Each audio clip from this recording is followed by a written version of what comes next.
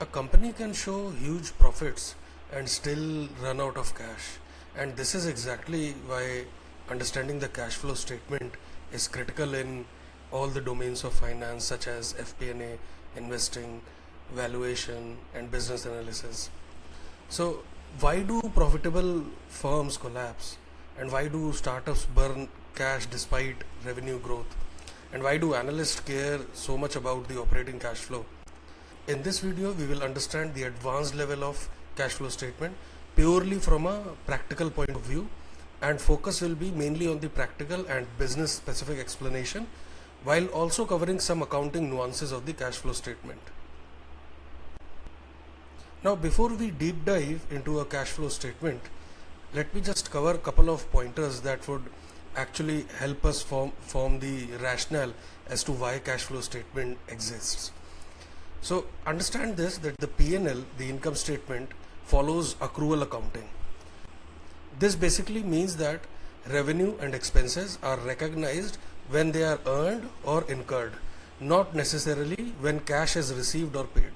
Accrual accounting helps basically in measuring economic performance during a specific period, but it does not tell us what actually happened to the cash or how the cash moved.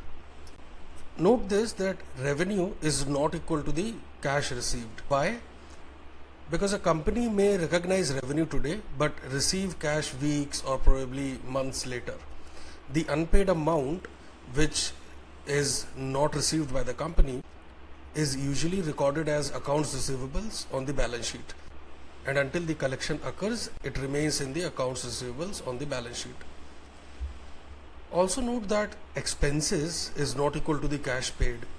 Why? Because a company may record expenses before actually paying out cash. So for example, some expenses will create liabilities which will be settled in future, while others may not involve immediate cash outflows. So for example, salaries payables or utilities bill payables, etc. Now, it is also critical to note that balance sheet always shows position at a point in time. The balance sheet is like a financial photograph taken on a specific date, and it actually tells us what the company owns or owes and what is the equity invested, but it will not explain you how the cash has moved from one period to another. That's what the cash flow statement explains, that what actually happened to cash.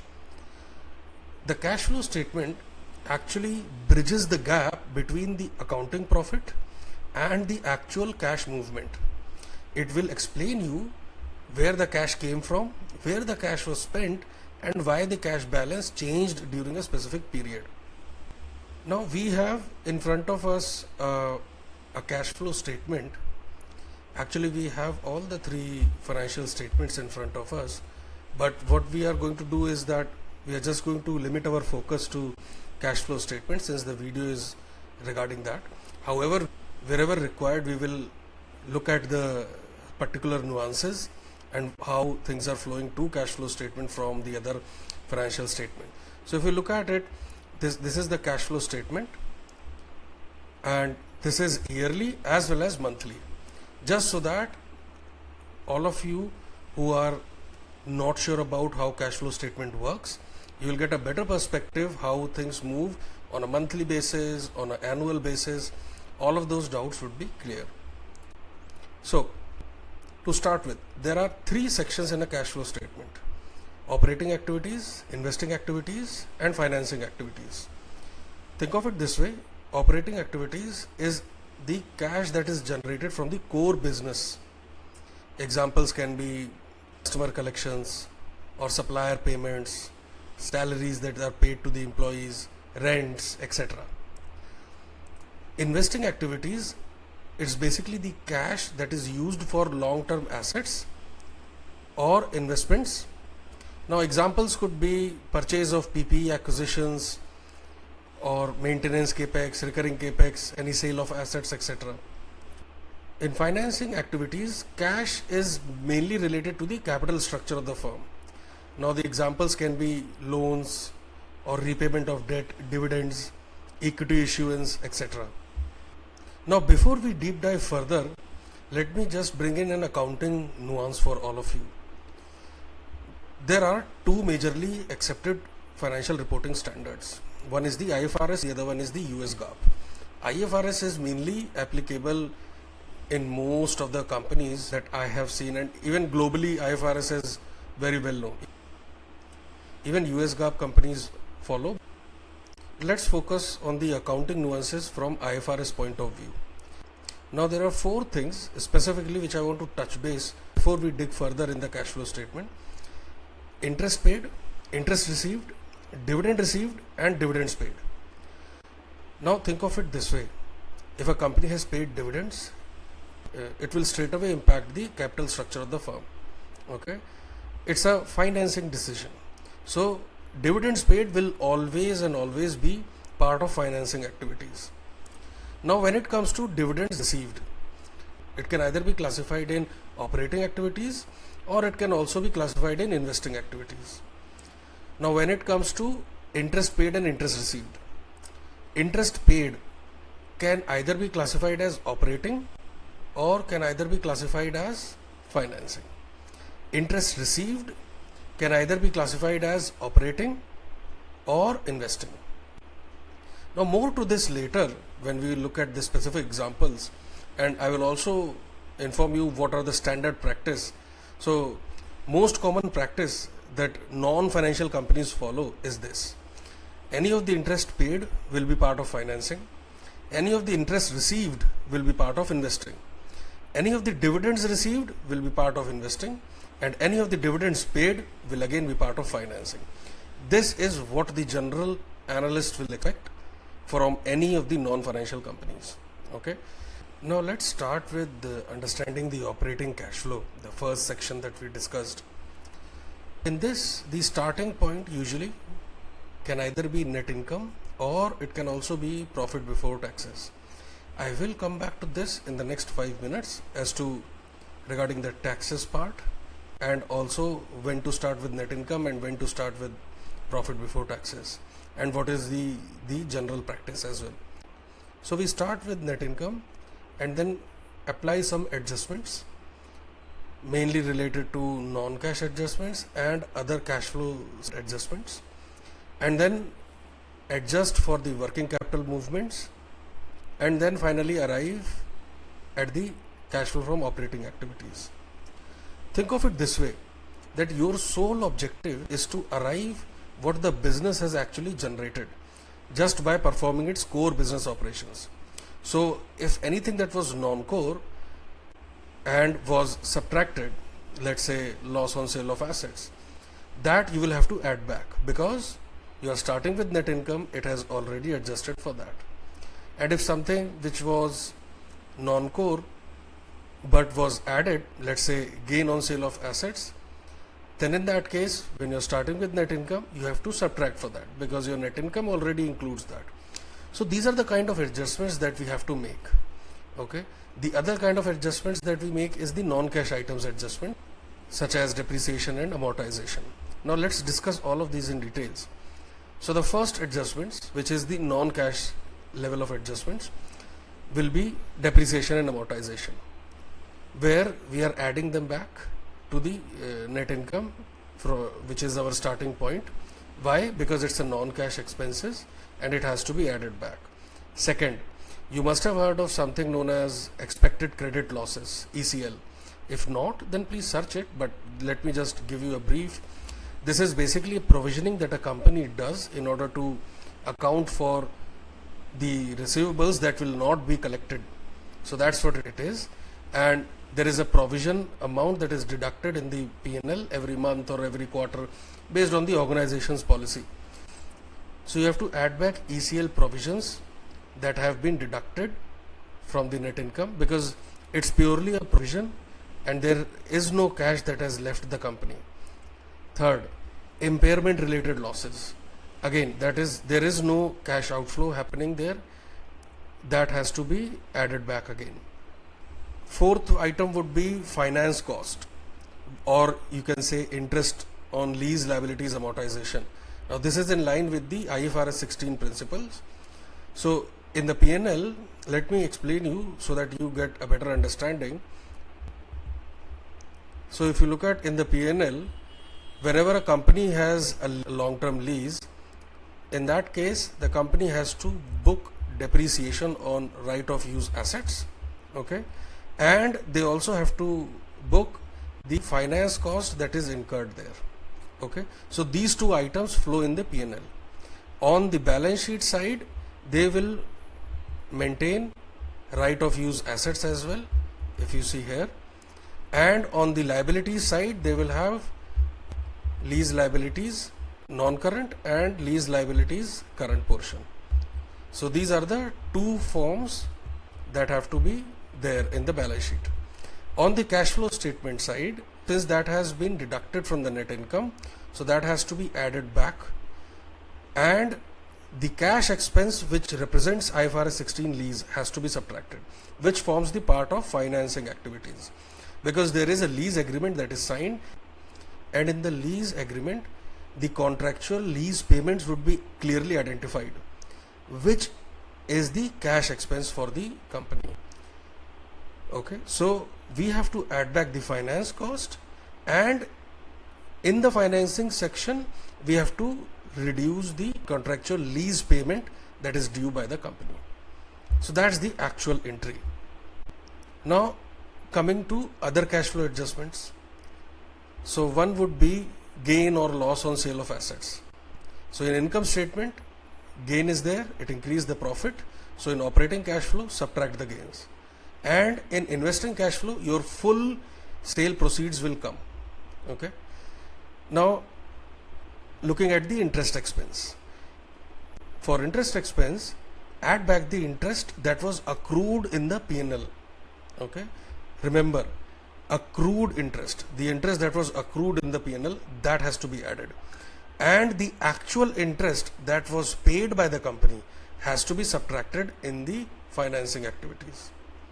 So there is a difference between interest accrued and actual interest paid, and in case if you don't have actual interest paid, then that's also fine when you are doing the modeling part, because in case of projections you would not know what the actual payments would be.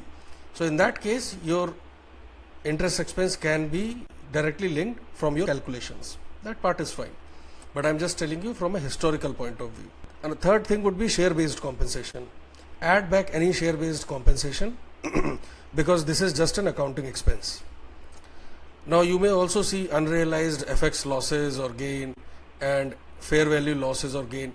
Again, the explanation is simple there. Add back or subtract if this is a loss or a gain, treat it accordingly, okay. If this was an FX loss, then add back in the operating cash flow to arrive at what your actual cash would have been had unrealized FX loss would not have been there. So the logic remains the same. If a financial line item was a loss, then you add it back to arrive what your operating cash flow would have been. Now the third segment in this is the working capital. This is very much important because this you will find it in every company, most of the companies I would say rather. So there are three main sections here: receivables, inventories and payables. These are the three critical sections, but in companies you will find multiple other sections as well, such as accrued liabilities as well, or you will also find movements within the intercompany transactions. But again, it depends on companies to companies. Some treat it as part of working capital, some do not. It depends on the business model as well. But these are the three most important things that you will find, and the concept will remain the same. So think of it this way: if you are looking at receivables, if you want to find changes in receivables, you have to look at whether your receivables have increased or decreased. Think very logically. If your receivables have reduced, that means cash has come in to the company. So it has to be shown as an inflow, full stop, nothing else.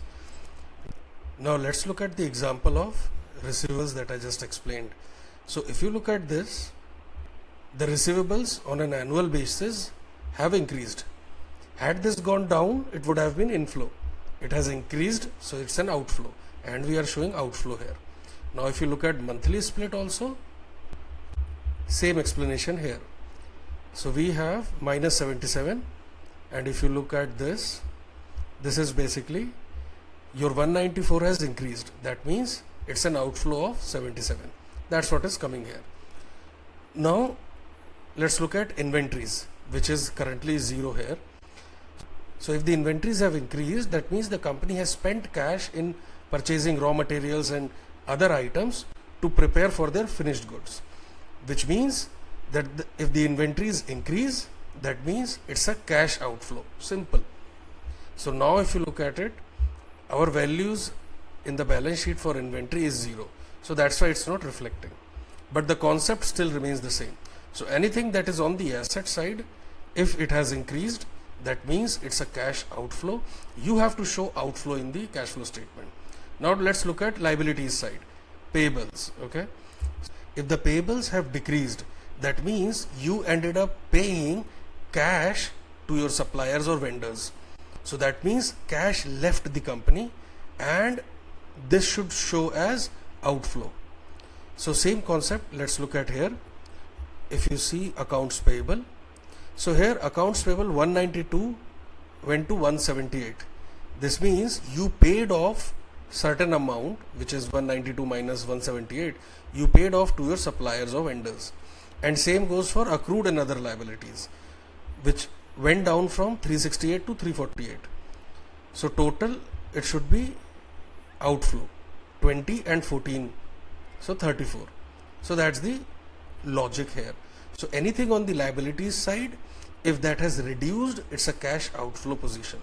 If it has increased, that means that the cash remained in the company and it's treated more as an inflow. So that way you have to showcase it here. Now if you look at other current assets, other current liabilities, same logic. So logic is same. The other current assets, that has decreased, and if you look at other current liabilities, that has also decreased. So other current assets has come down. That means it should be an inflow of 129, and liabilities have come down. It should be an outflow of 24.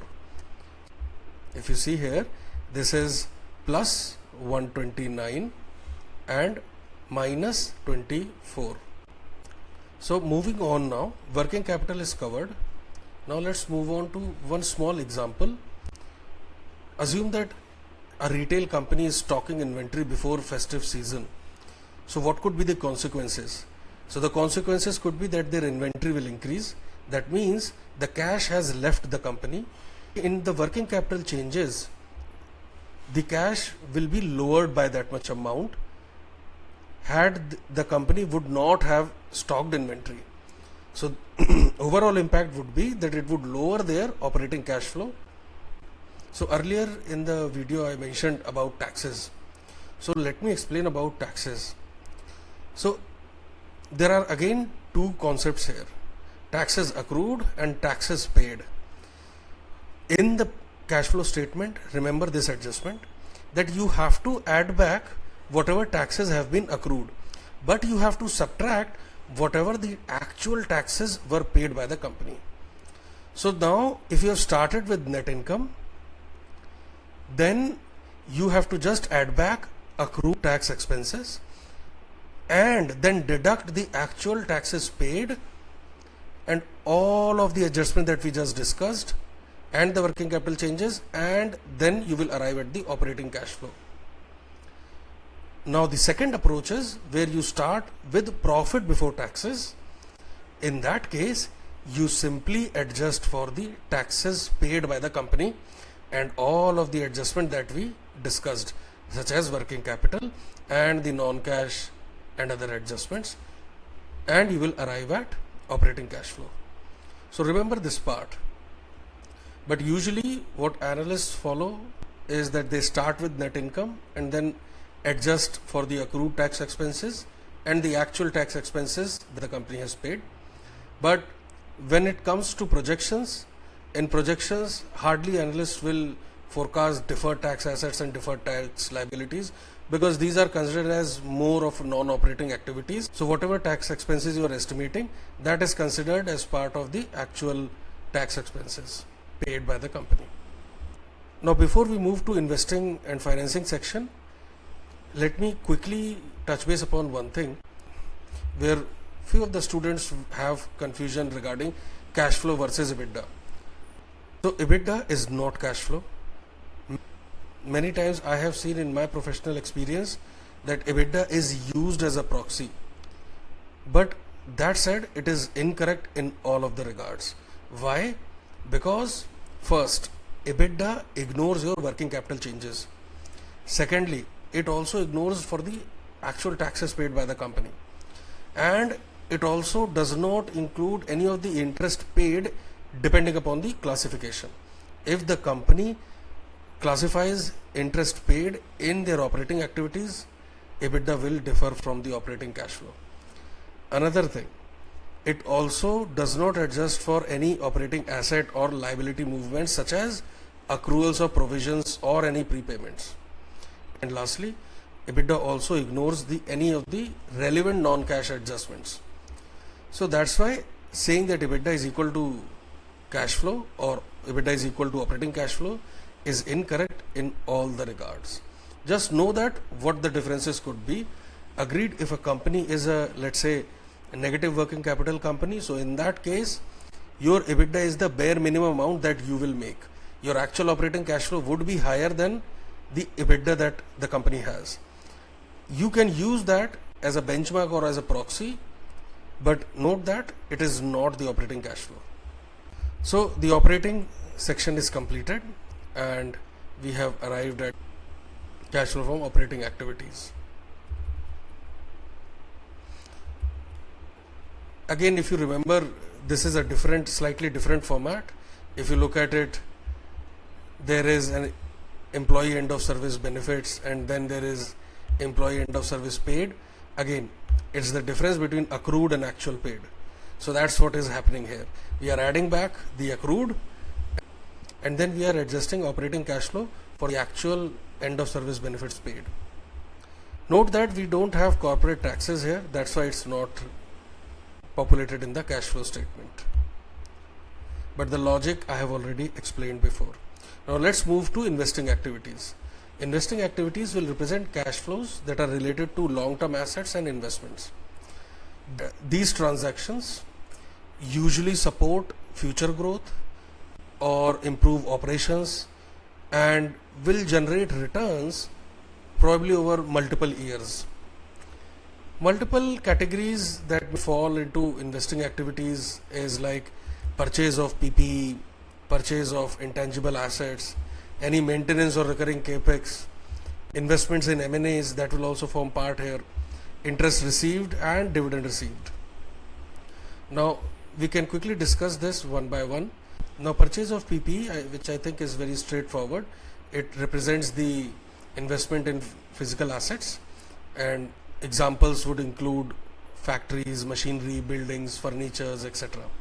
This will not impact your profit immediately, but your cash will be affected today and future depreciation expense will start to come once they move out of CWIP to gross block. CWIP as in capital work in progress and gross block represents the actual PPE block. For intangibles, any investment in non-physical assets such as software, ERP systems, patents, licenses, trademarks, those represent investments. Cash will leave the business today and again benefits will be realized over future years. Now maintenance and recurring Capex, this is just the spending that is required to maintain your existing operations and it does not necessarily increase capacity. It's the spend to keep your existing assets functional. And analysts will often distinguish between maintenance Capex and growth Capex.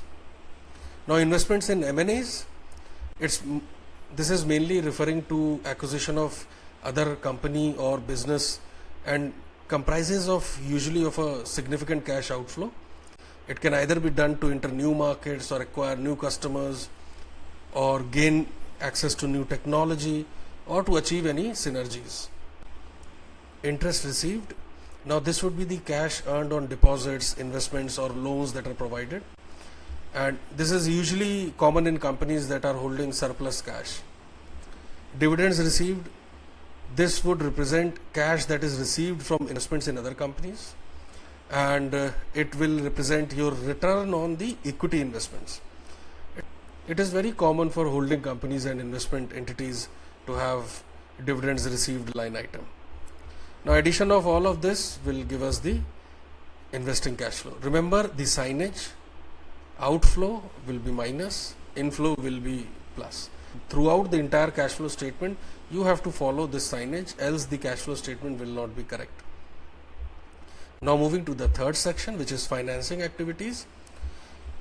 Here you might not have heard of this account, which is known as net funds transferred to or from shareholders account, shareholders current account, I would say.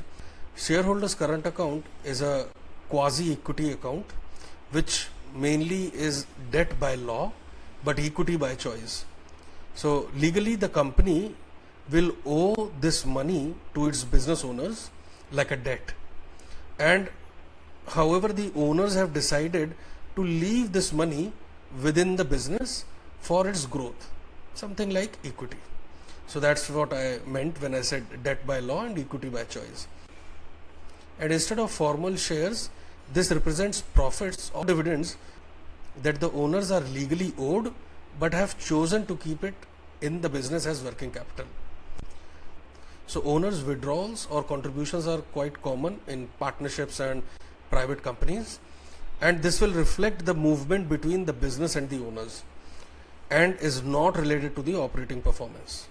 So here if you see that minus 29, meaning that the shareholders current account, which is sitting here in the total equity section, that has come down to 127 from 156.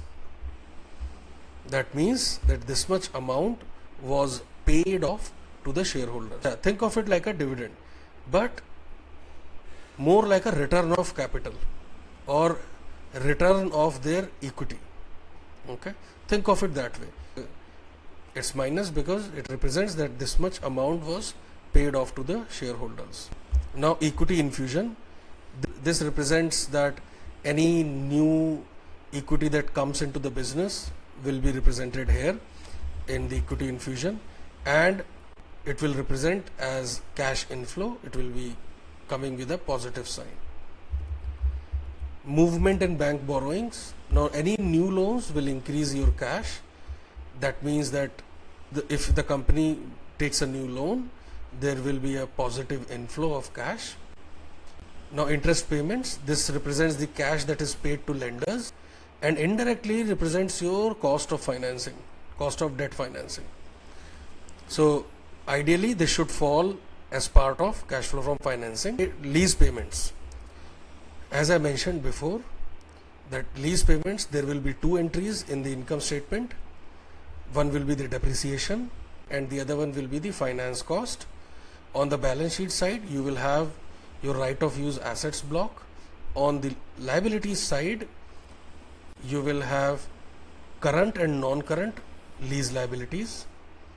And on the cash flow statement side, first in the operating cash flow, you will adjust for any of the finance cost that has been paid, assuming that you are starting from net income. And then in the financing section, the actual lease amount that is payable for the company will be appearing here. Now for IFRS 16 lease payments related modeling, I will cover in a separate video. Dividends paid. Dividends paid here are negative. That means the company has paid off these dividends to its shareholders. And think of it this way, usually if a company's dividend payments are sustainable, it is considered as a positive sign. Now once all these three sections are done, then you will have net increase in your cash and cash equivalents, which will just be the summation of these three sections: operating, investing and financing. And then you will have your opening cash balance, which will be last year's ending cash balance. And when it comes to monthly projections, if you see, each month's beginning cash balance is the previous month's ending cash balance, but at the end of the year when you are doing it, your opening cash will be the opening cash of the year. Okay, and these things should match. Your total net increase in cash and cash equivalents of 614 should match the yearly net increase in the cash and cash equivalents, and then your ending balance will be opening plus this, and these two should be same. If these are not, then this means that your model has an error. Now quickly in 2 minutes I would also want to cover the common mistakes. So one of the common mistakes is that assuming that the net profit or net income means cash. It's not. So like I mentioned and like I explained before in the video, even EBITDA is not the operating cash flow. So assuming net profit as cash is an incorrect statement altogether. Also sometimes people focus solely on EBITDA and ignore the Capex intensity. This may be true for few firms, but for the firms which are Capex intensive and would require a significant refresh of capital every few years, if you just look at EBITDA, then you are just looking at half picture. So we are towards the end of the video. I will just want to explain in 1 minute how this is linked with the income statement and the balance sheet, and then we will close the video. So if you see, this is linked with the net income, the entire cash flow line, the first line of net income, and then we have linked the depreciation of PPE, which is here, and then this is the same formula, and then we have added the depreciation of ROU, although it is nothing, so it's 0. Then we have added for amortization of intangibles, again that's not there, so it's 0. And then we have put a placeholder here for loss allowances, but again it's not there, so that's why it's not linked. And this is again the employees end of service benefits. Again this will be linked with the P&L, and even loss allowance will be linked with the P&L, because you will have to add back for the amounts that were accrued but not actually paid. Now loss allowance here, same here, nothing is there in the P&L, that's why it's kept blank. But if the company has loss allowance in their P&L, you would just add it back here, because it's just a provision, it's not an actual cash outflow. And then employees end of service benefit, here again nothing is there in the P&L, that's why it's not here, but you would link here the line item which is accrued in the P&L, and you will adjust for this later, which is the actual expense that was paid to employees as end of service benefits. Finance cost, now this is linked here. This is the interest expense loan. It is not related to the IFRS 16. IFRS 16 is in the next row, which is here. So interest is added back here, but if you see, interest is again subtracted here. Okay, because we want to get the true picture of the operating cash flow. Okay, so classification wise this is correct. Now after this we adjust for interest income also. If there was any interest income, then that we would have reduced from here, and we would have added back in investing activities. Okay, which is here interest received. Then we adjust for the working capital. If you see here, these are the formulas. This is for prepayments and receivables. This is for accounts payables and accrued and other liabilities. And then this is for other current assets. This is other current liabilities, and then other current assets. And that gives us the changes in working capital. We add all of them, and then we arrive at the net cash generated from our operating activities by adjusting for actual end of service paid. Then we move on to the investing activities. Here if you see, this is linked here. So if you see here, this is linked with the gross Capex additions that have been incurred by the company. We have linked the Capex additions here, and there isn't anything in intangibles or M&As or interest received or dividends received here, that's why it's all blank. So we add this up, we get the net cash flows from investing, and then we go to the net funds from the shareholders account, if we look at, again there isn't any values here. If you look at, this is the schedule where there is an opening balance, but in terms of return of capital to the shareholders, there is nothing assumed, everything is 0%. So that's why no values is coming in the cash flow statement. Now we look at the equity infusion. Again, there is no equity infusion happening, so that's why the values are 0. In bank borrowings, there is bank borrowings happening. So how this is linked with the balance sheet? There is non-current part of loan, and then there is current part of the loan. Current part of the loan is just the loan that is due in the next year, so that forms part of the current, and the remaining ending balance minus whatever is captured in the current part of the loan represents the non-current part of the loan. So in the balance sheet you will link it from your debt schedules, but in the cash flow statement it's the best practice to link it from here. If there is no placeholders, ideally we have a placeholder here as debt repayments, but we have linked it here, and this is net of repayments, so any of the repayments are adjusted already here. Then there is interest payments, which we just covered it before, and then the total of this gives us the financing, and the total of all three gives us the net increase in cash, and then we arrive at the ending cash. Now that's all for the video. I hope this would have made clear how an advanced level of cash flow statement is made, and what are the accounting nuances, and how a cash flow statement would look from a practical point of view. If you have any questions, please feel free to write down in the comment section, and I will try my best to answer those. Thank you for joining in. See you next time.